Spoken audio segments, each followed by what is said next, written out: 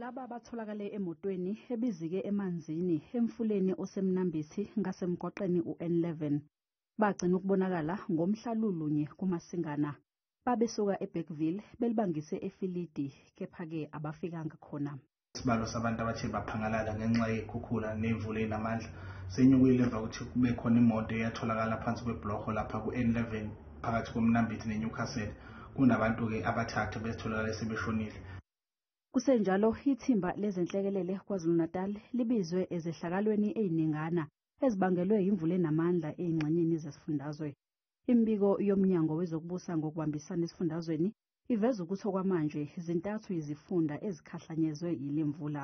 Khona-ke nezinye igameko ezizabikwa endaweni efana nasemzinyathi endaweni yaseDandi ngokunjalo lapha esifundeni saseHerigwala lapho khona abantu baye baminza khona base beyaphangalala.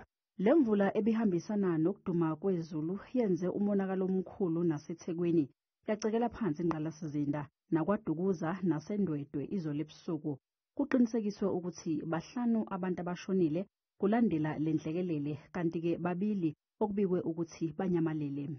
Osukwini-ke ngesonto sivuke futhi ngezindaba eziyinkinga kakhulu laphana endaweni yaseThekwini semandeni njalo nangapho ogwini lapho khona imvula enamandla iyadala khona umonakalo omkhulu kuyingqalasizinda.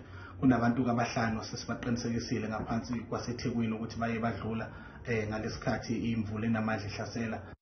Ethelaphi ngaseDandi owesilisa ushonile emva kokwemuka kwemoto yakhe abezama ukwela ngayo ibhuloho ebeligxila amanzi. Emzimkhulu kwemuke imoto ebinabantu ababili phakathi. Abezenhlekelele baphuthuma kule ndawo bakwazi ukuthola imoto kepha-ke abagibeli bayo bese beshonile. Umnyango wezokubusa ngokubambisana nezindaba zomdabu KwaZulu-Natal udlulise amazwi enduduzo emndenini ekhahlamezekile.